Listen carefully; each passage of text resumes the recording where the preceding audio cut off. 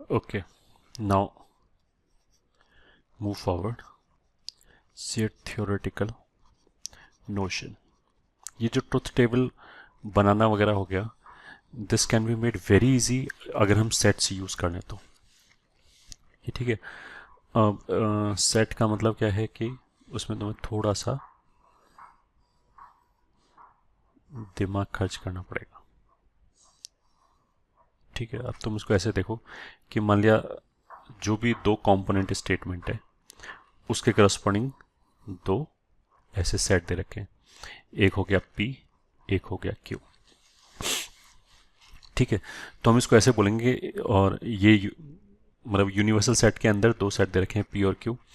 P के अंदर का जो एरिया है, ठीक है, चलो सबसे पहले तो ऐसे ही बोलते हैं, जो टोटल एरिया है वो चार एरिया है। वन, ये सेकंड, मतलब ये P इंटरसेक्शन Q हो गया।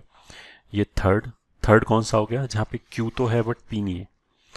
और ये जो बाहर वाला रीजन है ये फोर। तो टोटल फोर डिसजॉइंट रीजन्स हो गए, मतलब इनमें कोई भी ओवरलैपिंग नहीं, सब अलग अलग रीजन है, 1 2 3 4। तो जो 1 और 2 है वो P को रिप्रेजेंट करता है। P को रिप्रेजेंट करने का मतलब क्या है कि रीजन 1 और 2 के अंदर P का ट्रुथ वैल्यू ट्रू है, और इस सर्कल के बाहर 3 और 4 में P का ट्रुथ वैल्यू फॉल्स है। यहाँ तक ठीक है। तो बेसिकली जो रीजन 1 है ये ठीक है, वो P और Q में किसको रिप्रेजेंट करता है कि P तो ट्रू है, Q फॉल्स है। ये ठीक है। जो रीजन 2 है ये ठीक है, चार रीजन है, 2 3 4। तो 2 जो है वो दोनों सर्कल के अंदर, तो दोनों ट्रू ट्रू को रिप्रेजेंट करता है। ये ठीक है। 3 जो है वो फॉल्स ट्रू को रिप्रेजेंट करता है, एंड रीजन 4 रिप्रेजेंट करता है फॉल्स फॉल्स। ठीक है। अब मैं देखो बहुत आसानी से ये लिखूंगा कि जो भी हमारा कनेक्टिव था ये ठीक है। अब नॉट पी तो सिंपली क्या हो जाएगा, 3 और 4 हो जाएगा। तो नॉट पी के लिए तो क्या होगा, 3 और 4 ट्रू हो जाएगा। ठीक है, चलो नॉट पी का जो रीजन है वो कितना हो जाएगा, 3 एंड 4। जब भी मैंने बोला ना रीजन है, उसका मतलब क्या है कि 3 और 4 में नॉट पी का ट्रुथ वैल्यू ट्रू होगा। ये ठीक है। और 1 और 2 में पी का ट्रुथ वैल्यू ट्रू होगा, नॉट पी का ट्रुथ वैल्यू फॉल्स हो जाएगा। ठीक है। तो P union Q, P intersection Q, ये ठीक है, P implies Q and P double implies Q। तो ये अगर तुमने सेट थ्योरी वाला चीज़ समझ लिया तो ट्रुथ टेबल तुम हवा में बना सकते हो, बहुत जल्दी बना सकते हो। तो अगर तुम्हें ये पहले से आता है तो वेल एंड गुड, अदरवाइज बहुत सारे बच्चे वो वैसे ही ट्रू फॉल्स ऐसे ही करते रहते हैं, बहुत सारे कॉलम और वो सब बनाना पड़ेगा, तो उससे you can get rid of. ये ठीक है, ऐसे बहुत आसानी समझेगा। P union Q of course 1 2 3 हो गया, तो ये रीजन 1 2 3 हो गया। अब इस बात का मतलब क्या है कि 1 2 3 इन तीनों जगह पे अगर मैंने लिखा P यूनियन Q तो वो ट्रू होगा, ये ठीक है, और केवल यहाँ पे फॉल्स होगा। तो ऐसे P इंटरसेक्शन Q कब ट्रू होता है, जब दोनों सही हो। ये ठीक है। P एंड Q कब सही होगा, जब दोनों सही हो, तो मतलब दिस रिप्रेजेंट्स रीजन 2। तो बाकी 1 3 4 में P एंड Q का वैल्यू ट्रुथ वैल्यू फॉल्स होगा। P इम्प्लाइज Q में हमने बोला था कि ये केवल फॉल्स जब होता है जब पहला ट्रू हो जाए दूसरा फॉल्स हो जाए। तो पहला ट्रू और दूसरा फॉल्स तो बेसिकली रीजन 1 है। ये ठीक है। तो रीजन 1 को छोड़ के सब कुछ, तो P इम्प्लाइज Q में कौन कौन सा रीजन आ जाएगा, 2 3 4। यहाँ तक ठीक है। एंड डबल इम्प्लाई में क्या आ जाएगा, ये ठीक है, दिस इज इक्वलेंट टू। इसका मतलब क्या है कि जैसे अगर ट्रुथ वैल्यू से ट्रुथ टेबल से याद हो तो उसका मतलब क्या है कि या तो दोनों ट्रू ट्रू हो या दोनों फॉल्स फॉल्स हो, मतलब 2 एंड 4। या फिर हम इसकी हेल्प से भी निकाल सकते हैं। P implies and implied by Q का मतलब क्या है कि P इम्प्लाइज Q भी होना चाहिए, ये ठीक है, एंड Q इम्प्लाइज P भी होना चाहिए। तो P इम्प्लाइज Q में तो कौन से रीजन आ जाएंगे, 2 3 4। तो सिंपल लॉजिक से Q इम्प्लाइज P में ये 3 छोड़ के बाकी सब आ जाएंगे, तो 1 2 4। ये ठीक है, बीच में एंड लगा हुआ है, तो एंड का मतलब क्या है कि इन दोनों में से कॉमन पार्ट देख लिया, तो common part is 2 and 4 only. तो P implies and implied by मतलब 2 एंड 4।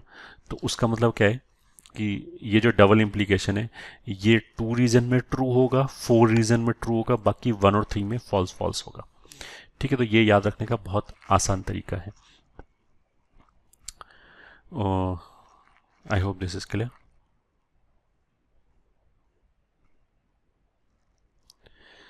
ओके, तो जैसे यूनियन और इंटरसेक्शन में अगर तुम्हें बेसिक सेट थ्योरी आता है तो ये समझ में आता है कि यूनियन और इंटरसेक्शन में डील करना बहुत आसान है।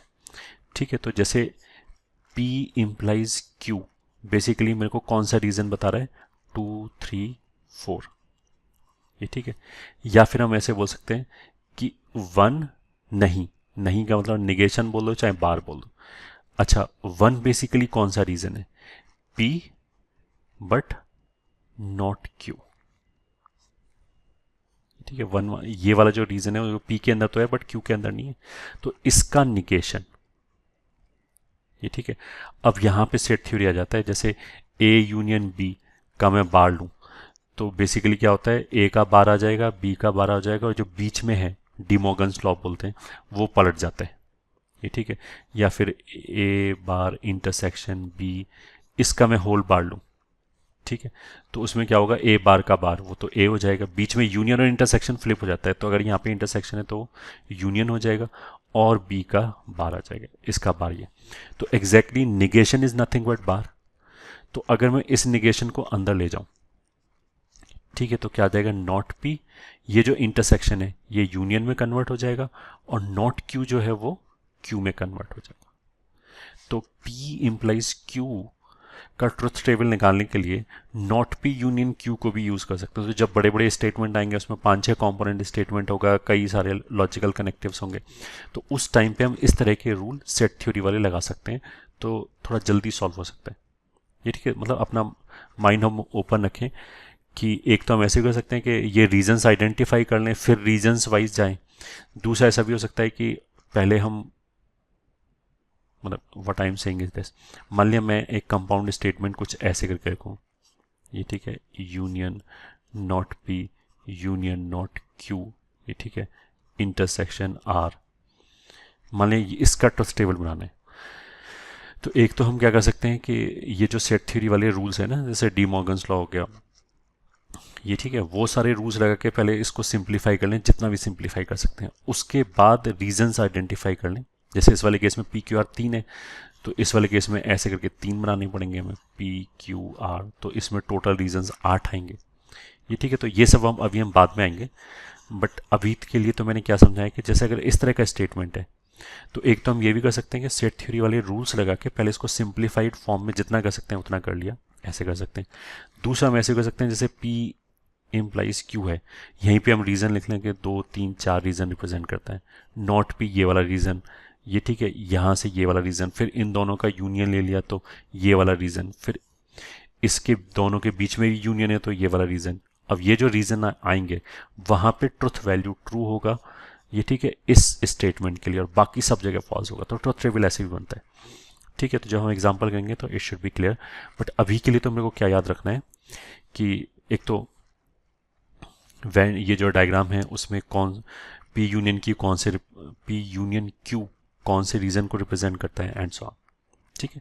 और दूसरा में ये याद रखना है कि P इम्प्लाइज Q को हम ऐसे लिख सकते हैं, ठीक है। तो इसी बात से हम ऐसे ही बोल सकते हैं कि P implies and is implied by Q, this is equivalent of, region wise बोले तो 2 और 4, ठीक है। रीजन वाइज हमने बोला था कि यहाँ पे या तो दोनों ही ट्रू हो या दोनों ही फॉल्स हो, तब डबल इम्प्लीकेशन को ट्रू बोलते हैं, ये ठीक है। इसका हम ट्रुथ टेबल प्रीवियस लेक्चर में बना भी चुके हैं और अभी भी तुमने देखा हो, ये ठीक है। रीजन 2 क्या है, P भी है एंड Q भी है, ये ठीक है। और रीजन 4 क्या है, नाइदर P नॉर Q, ये ठीक है। और ये दोनों ही चलेगा, मतलब इन दोनों का यूनियन, तो इसको हम ऐसे भी लिख सकते हैं सिंबॉलिक फॉर्म में, ये ठीक है। या फिर हम इसको ऐसे बोल सकते हैं, this is P implies Q and Q implies P। तो अगर इसके हिसाब से लिखना चाहो तो P इम्प्लाइज Q को अभी हमने बोला था कि ऐसे लिख सकते हैं, नॉट P यूनियन Q। तो अगर कुछ ऐसे लिखे ना, अल्फा इम्प्लाइज बीटा, तो पहले वाले पे नॉट लगाया, फिर बीच में यूनियन, दूसरे वाला एज इट इज, ये इसको भी रिप्रेजेंट कर, तो ऐसे ही P इम्प्लाइज Q हो जाएगा नॉट P यूनियन Q, ठीक है, Q इम्प्लाइज P हो जाएगा नॉट Q यूनियन P। अब इसको उल्टा भी लिख सकते हैं, ये ठीक है। उसका मतलब क्या कि सेट थ्योरी में तो A यूनियन B लिखो या B यूनियन A लिखो, दोनों एक ही बात है।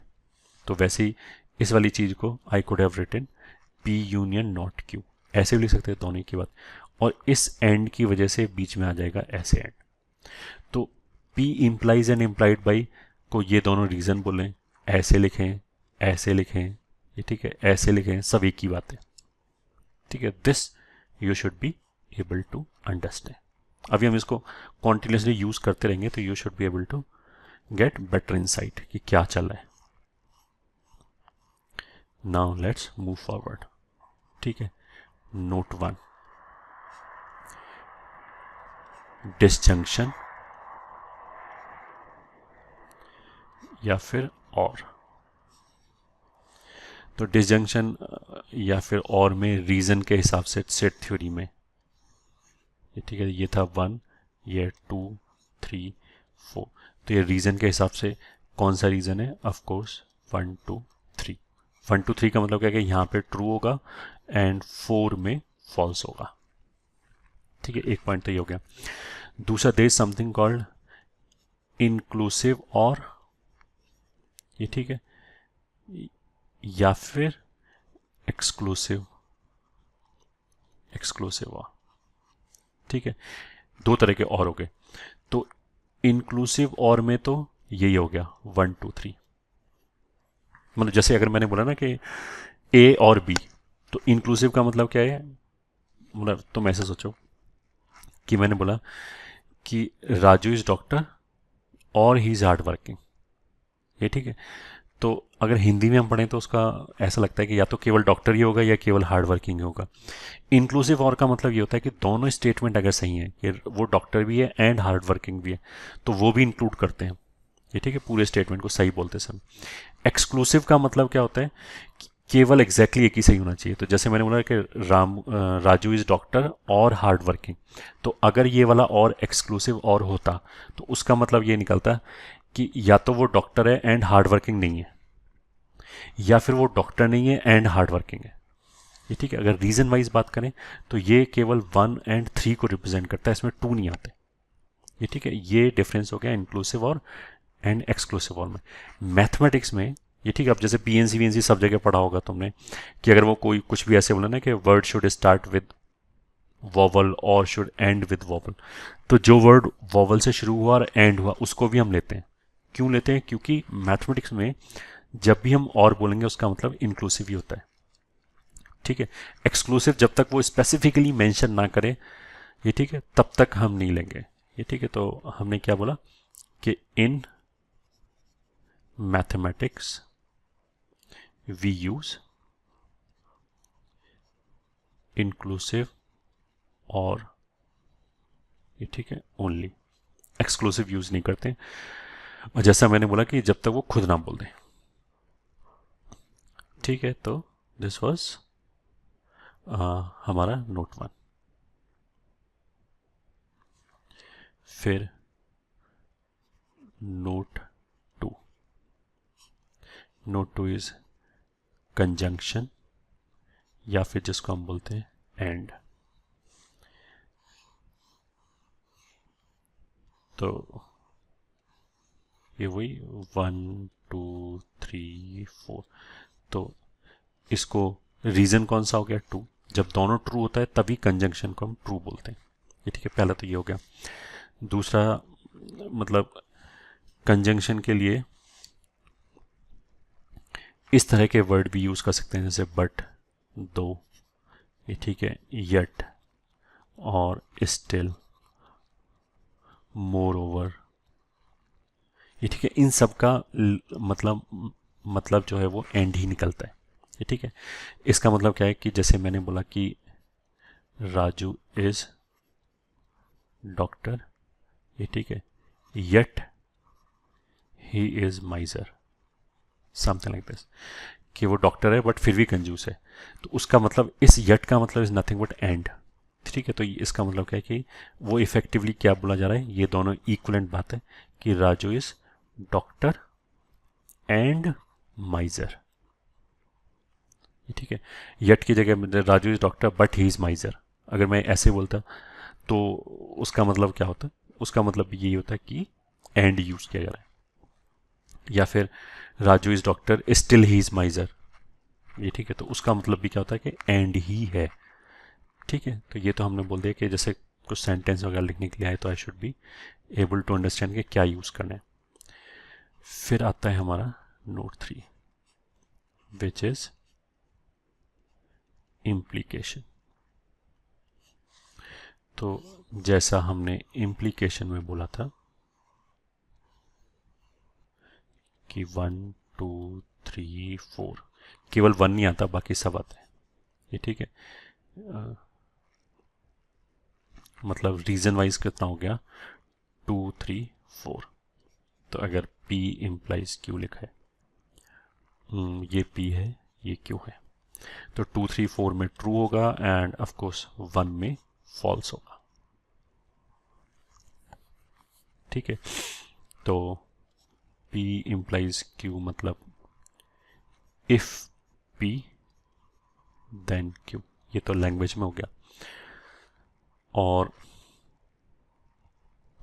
इन सब चीज़ों में हम ये भी ध्यान रखेंगे कि इसको ऐसे बोल सकते हैं, Q is essential for P, ये ठीक है। P के अगर हम बोलेंगे अगर P देन Q, तो P के होते ही Q हो जाना चाहिए, तो ऐसा होना नहीं चाहिए कि P नहीं हुआ।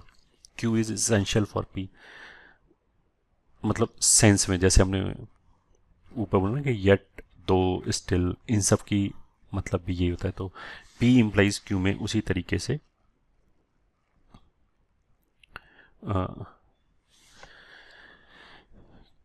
ये P इम्प्लाइज Q लिखने के लिए होना चाहिए। दूसरा P is sufficient for Q, ये ठीक है। तो अगर हम बोला इफ P देन Q, तो हमें कुछ और नहीं चाहिए, केवल इतना ही बोलने से काम चल जाएगा, ठीक है। अब इसको ऐसे बोलते हैं P ओनली इफ Q, ये ठीक है। मतलब अगर हमने बोला कि रामू हार्ड वर्किंग है, या फिर Ramu is doctor only if, only Ramu can become doctor only if he is hard working, ये ठीक है। तो मतलब something like this, P only if Q का मतलब क्या है कि P जब ही हो सकता है जब Q हो रहा हो, ठीक है।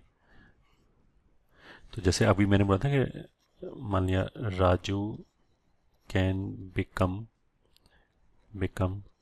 Doctor only if he is hard working, ये ठीक है। तो डॉक्टर होने के लिए हार्ड वर्किंग होना जरूरी है, ये ठीक है, इसेंशियल है। तो यहाँ पे P इम्प्लाइज Q में उसने क्या बोला, Raju is doctor implies Raju is hard working, इसका मतलब ये निकलता है, ये ठीक है। ये क्यों बताया जा रहा है, basically P only if Q लिखने में अब बंदों को ये नहीं समझ में आया कि P इम्प्लाइज Q बोल रहा है या Q इम्प्लाइज P बोल रहा है, ठीक है। तो उसके लिए बताया जा रहा है कि P इम्प्लाइज Q का मतलब क्या है, P ओनली इफ Q। तो अगर कोई sentence P only if Q करके लिखा हुआ है तो I should be able to understand कि ये P इम्प्लाइज Q है, Q इम्प्लाइज P नहीं है, ये ठीक है। Q फॉलोज फ्रॉम P, ठीक है। तो इस तरह की लैंग्वेज यूज किया जा सकता है, Q इज इसेंशियल या फिर necessary for P and so, ठीक है। अब इसी के अंदर नोट 2.1, अगर मान लिया हमने ये लिखा है P implies Q and this is given statement, ये ठीक है। तो इस स्टेटमेंट के लिए वी डिफाइन 2 3 4 तरह का चीज, there is something called inverse, ये ठीक है। चलो दोबारा लिख लेते हैं, there is something called converse, ये ठीक है।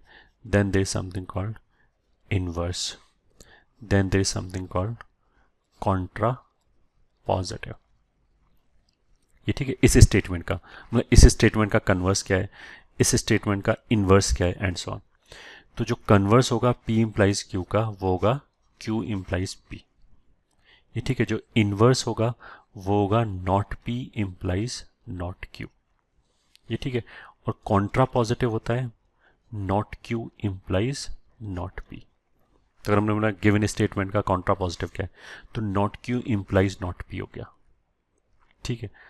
अब अगर तुम सेट थ्योरी से देखो तो P इम्प्लाइज Q को हमने यूनियन और इंटरसेक्शन में ऐसे लिखा था, पहले का निगेशन लिया यूनियन दूसरा। ठीक है, ऐसे लिखा था। तो इस हिसाब से ये क्या हो जाना चाहिए, पहले का निगेशन लिया यूनियन दूसरा। ये क्या होना चाहिए, पहले का निगेशन मतलब P निगेशन का निगेशन P हो जाएगा, यूनियन दूसरा। ठीक है। और कॉन्ट्रा पॉजिटिव क्या होगा, पहले का निगेशन Q यूनियन दूसरा एज इट इज। ये ठीक है। अब इसको ऐसे लिखो या नॉट P पहले लिख दिया, दोनों की बातें। मतलब सबसे पहले तो तुम्हें ये समझना चाहिए गिवन स्टेटमेंट के लिए these three things are defined. ये ठीक है। मैंने बोला कि इस स्टेटमेंट का कन्वर्स लिखो, तो मैथमेटिकली Q इम्प्लाइज P लिखेंगे। अब तुम्हें यहाँ से समझ में आ रहा होगा कि ये तो हो गया नॉट P यूनियन Q और ये भी हो गया नॉट P यूनियन Q। ये ठीक है। और ये दोनों आपस में बराबर हैं, बट ये इसके बराबर नहीं है, नॉट P यूनियन Q के बराबर नहीं। तो उसका मतलब क्या है कि स्टेटमेंट, ये ठीक है, given statement and it's Contra positive, ये ठीक है, आर सेम थिंग। कहीं मैं कॉन्ट्रा पॉजिटिव लिख दूं और गिवन स्टेटमेंट एक ही बात है, दोनों मतलब इक्वलेंट चीजें हैं। सिमिलरली इनवर्स, उस स्टेटमेंट का मैं इनवर्स लिखूं या उसका कन्वर्स लिखूं, वो दोनों आपस में सेम ही चीजें, बट वो गिवन स्टेटमेंट के इक्वलेंट नहीं है। ये ठीक है। वो तो तुम्हें दिखा रहा होगा, ये अलग रीजन आएगा और ये वाले अलग रीजन आएंगे। ठीक है। तो किसी भी स्टेटमेंट का जो कॉन्ट्रा पॉजिटिव है वो मैथमेटिकली एक ही बात है जो वो स्टेटमेंट बोल रहा है। जो उस स्टेटमेंट का इनवर्स है वो मैथमेटिकली एक बात नहीं है, वो अलग बात है। बट उस स्टेटमेंट का जो इनवर्स होगा एंड उस स्टेटमेंट का जो कन्वर्स होगा वो दोनों आपस में एक ही बात है। ये ठीक है। तो मतलब इसका मैथमेटिकली मतलब क्या है वो मैं भी समझा देता हूँ। तो मतलब इसका एक यूज़ ऐसे भी हो सकता है कि अगर वो बोले कि ये स्टेटमेंट है, कुछ भी हिंदी मतलब उसने लैंग्वेज में स्टेटमेंट बोला, फिर उसने बोला कि सिंबॉलिक फॉर्म में इस स्टेटमेंट को क्या मतलब निकाला। तो मान लिया मेरा स्टेटमेंट है कि P इम्प्लाइज Q। अब चारों ऑप्शन में P इम्प्लाइज Q ना हो तो एक बार हमने ये जरूर देख लिया कि ऐसा तो नहीं उसका कॉन्ट्रा पॉजिटिव लिखा हो, क्योंकि मैथमेटिकली तो कॉन्ट्रा पॉजिटिव भी एक ही बात है। तो अगर जो हमारा डिजायर्ड रिजल्ट है, ये ठीक है, वो अगर सीधा सीधा नहीं दिखाई दे रहा तो हो सकता है उसका कॉन्ट्रा पॉजिटिव लिखा हो। ये ठीक है।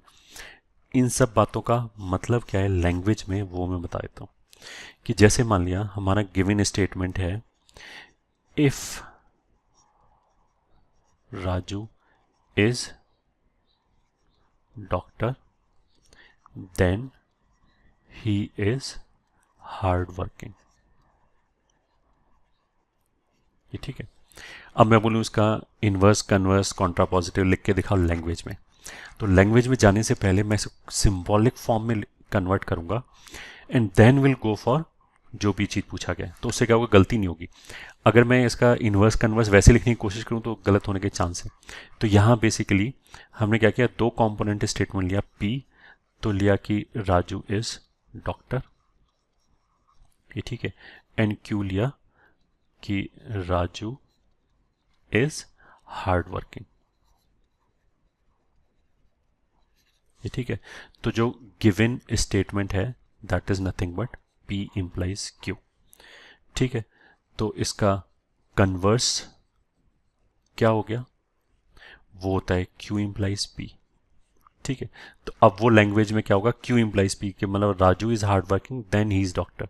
तो ऐसे करके लैंग्वेज आएगा, if Raju is hard working then he is a doctor. यहाँ तक ठीक है। अच्छा, एक तो जो स्टेटमेंट लिखा है इसका कन्वर्स लिखने के लिए बोला गया है। ये ठीक है। स्टेटमेंट सही हो गलत हो उससे कोई फर्क नहीं पड़ता। तो मेरे को अगर मैं IQ से लिखने की कोशिश करूँगा ये क्या बोल रहा है यार, इसका मतलब क्या निकलता है, तो उसमें गलती हो सकती है, क्योंकि हो सकता है कि जो ओरिजिनल स्टेटमेंट लिखा है वही गलत लिखा हो। ये ठीक है। तो यहाँ तो IQ वाइज बात समझ में आती है कि अगर राजू डॉक्टर है तो डॉक्टर बनने के लिए उसने खूब पढ़ाई की होगी तो हार्ड वर्किंग होगा, बट ऐसा होना जरूरी नहीं है। मतलब ऐसा भी हो सकता है कि Raju is doctor then he is lazy, मान लीजिए ये स्टेटमेंट दे रखा है, तो हम उसी स्टेटमेंट का कन्वर्स इन्वर्स लिखने की कोशिश करेंगे रादर देन अपना दिमाग लगाने के कि वो डॉक्टर कैसे बन गया अगर वो लेजी था। इस तरह की दिमाग में हम सोचे ना, जो वो बोल रहा है बस वही, उसी का हमने कन्वर्स इन्वर्स वगैरह लिखने की कोशिश किया। ये ठीक है, तो इसको सिंबॉलिक फॉर्म में कन्वर्ट करके लिखेंगे तो जल्दी लिखा जाएगा। ये ठीक है। इनवर्स हमने क्या बोला था, not P implies not Q, तो पी के आगे निगेशन लगाना है, तो इसका मतलब ये if Raju is not a doctor then he is, फिर नॉट क्यू भी लिखना है, नॉट हार्ड वर्किंग। ये ठीक है, इसका ध्यान रखा। ये मतलब जो गिवन स्टेटमेंट में जो चीज़ बोली गई है और जो यहाँ कन्वर्स और इन्वर्स में बोली गई वो एक बात नहीं है। Mathematically these are not equivalent. जो कन्वर्स और इन्वर्स में आपस में बोले गए ये दोनों एक ही बात है। मतलब कन्वर्स जो बोल रहा है वो इन्वर्स बोल रहा है, बट गिवन स्टेटमेंट वो नहीं बोल रहा है। ये ठीक है। अब तीसरा चीज़ हम क्या लिखेंगे, कॉन्ट्रा पॉजिटिव। ये ठीक है, वो क्या होता है, not Q implies not P. ये ठीक है, ये बेसिकली वही चीज़ रिप्रेजेंट करता है मैथमेटिकली जो बोला गया है, गिवन स्टेटमेंट बोला गया है। इसमें कुछ भी नहीं, इन्वर्स को पलटना है, मतलब इसको पहले लेके आना है और इसको बाद में लेके आना है। तो इसको हमने ऐसे लिख लिया, if Raju is not hard working then he is not a doctor. ये ठीक है, मैथमेटिकली जो गिवन स्टेटमेंट है एंड जो ये स्टेटमेंट है वो सेम ही चीज कन्वे कर रहा है, ये एक ही बात है। ये ठीक है, मतलब वैसे लिखो इफेक्टिवली एक ही चीज बोला गया। So this was implication. ये ठीक है, अब नेक्स्ट पॉइंट जो भी होगा, डबल इम्प्लीकेशन।